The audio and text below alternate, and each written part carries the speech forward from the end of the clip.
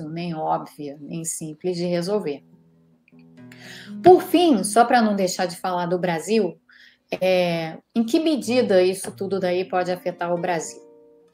De forma direta não afeta o Brasil, tá? Como eu já dizia, o sistema regulatório brasileiro é completamente diferente do sistema regulatório americano, e isso tem implicações.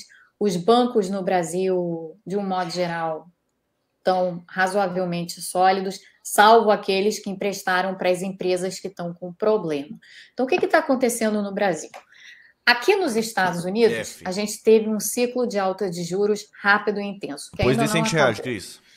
Ciclos de altas de juros dessa natureza, principalmente quando você vem de um patamar de juros muito baixo, as taxas de juros aqui nos Estados Unidos antes das altas estavam em 0,25%. Então, quando você tem um ciclo assim muito intenso que leva as taxas para cima de 4, para perto de 5, na verdade, que é onde as taxas estão hoje em dia, você vai ter estresse no mercado.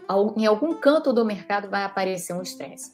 Apareceu o estresse nesses bancos regionais, por exemplo, tá? Em alguns desses bancos regionais, principalmente nesses setores nicho de tech.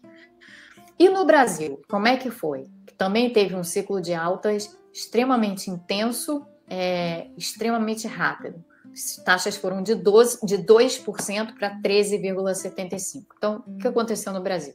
O que aconteceu no Brasil foi algo sobre o qual eu já falei aqui no canal várias vezes, e já escrevi, inclusive, e já falei também no meu Substack, na minha newsletter. E cheguei a falar no Twitter quando eu tinha Twitter. No Brasil, a gente está tendo um encolhimento do mercado de crédito privado. A gente está passando por um credit crunch, que é precisamente isso, um encolhimento súbito no mercado de crédito privado.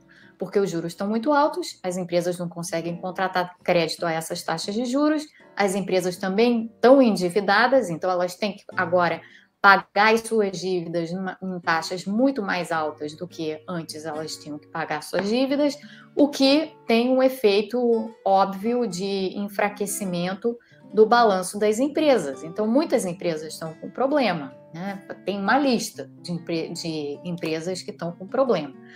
E isso se somou a um problema já existente, que foi a história das lojas americanas. Então, a história das lojas americanas e as perdas que a história das lojas americanas gerou para vários bancos, levaram vários bancos a apertar o crédito, a parar de conceder tanto crédito quanto concediam para outras empresas, porque eles sofreram perdas. Então, você soma um efeito ao outro, né? O efeito de aperto do crédito vindo pelo que aconteceu com as americanas, e o efeito do aperto do crédito vindo pelo lado aumento das taxas de juros, e você tem uma tempestade perfeita no mercado de crédito privado no Brasil. Então, o problema, no momento, não está nos bancos, está nas empresas. Agora, se você tiver muitas empresas com muitos problemas, eventualmente isso chega nos bancos. Porque para quem que os bancos emprestaram? Para as empresas. Então, o problema de uma empresa é um problema de um banco, no final das contas. Então, tem uma vulnerabilidade aqui que não está relacionada ao que aconteceu nos Estados Unidos, mas está relacionada a um ciclo de altas de juros que tem consequências. E cujas consequências estão se desvelando, estão se desdobrando agora.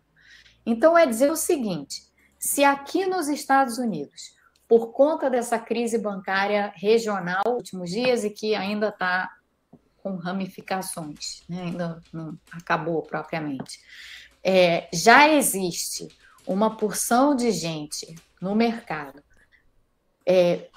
precificando taxas de juros mais baixas. Então, o FED, a próxima reunião de juros de decisão de juros do FED, de política monetária do FED, é no dia 22 de março. Muita gente já está trabalhando com a hipótese de que o FED vai ainda aumentar os juros, mas vai aumentar muito menos do que aumentaria se a gente estivesse falando aqui há uma semana atrás. Então, já houve uma revisão expressiva do que o FED possivelmente fará, tendo em vista esse problema bancário aí que ainda está se desenrolando. A ver, a gente não sabe o que o FED vai fazer, mas existe a possibilidade do FED mudar de rumo agora. Então, isso está sendo discutido aqui. No Brasil, existe também um movimento de especulação sobre o que o Banco Central vai fazer. Porque, dado esse aperto no mercado de crédito privado, que já está ocorrendo há algum tempo e que só vem se intensificando nos últimos meses, não dá para o Banco Central ficar brincando muito com essas taxas de juros a 13,75%. Não dá. Vai jogar o país em recessão. Isso é fato. Tá? Vai jogar o país em recessão, as empresas vão ter problema, vai aumentar o desemprego, certas empresas vão pedir proteção de falência e tal. Então, a situação é complicada. Então, essas coisas, elas mudam rapidamente os cenários. Então, se antes poderia haver, dentro do Banco Central, uma certa Sara. resistência à redução dos juros no Brasil, agora não deveria haver a mesma resistência, porque a situação está mudando, e a situação está mudando rapidamente. E o Banco Central tem por um de seus objetivos, não é o seu primeiro objetivo é a estabilidade dos preços, mas tem por objetivo uma proteção da economia brasileira. Então, seria muito estranho se o Banco Central, numa teimosia extrema, acabasse por jogar a economia em um estado de recessão por conta do aperto de crédito. Então, essa é a situação, tá? E é isso que se pode extrair dessa situação. Basicamente já tá falando isso, né? Se persistir essa taxa de juros aí do Campos Neto, né? Não vai ser arrastado pra uma crise bancária aí do nada, né?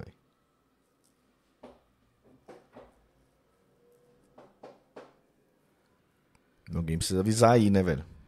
Alguém precisa avisar o painho.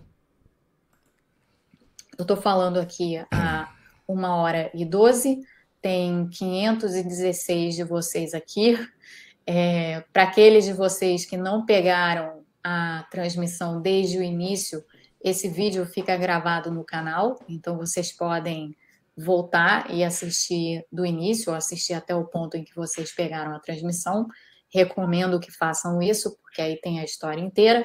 Além disso, aqui embaixo, na caixa de descrição do canal, tem alguns artigos que eu escrevi hoje. Tem 3 que eu escrevi hoje, tem um que eu escrevi ontem que não está aqui embaixo, mas que eu vou colocar aqui embaixo depois, sobre essa situação toda aqui dos Estados Unidos. E o artigo em português, tem um artigo em português, os outros estão em inglês. O artigo em português é mais longo e entra mais profundamente nessas questões aqui que eu falei no final, a respeito do Brasil e como o Brasil se encaixa nesse quadro todo extremamente complexo. Então, é o que eu posso recomendar.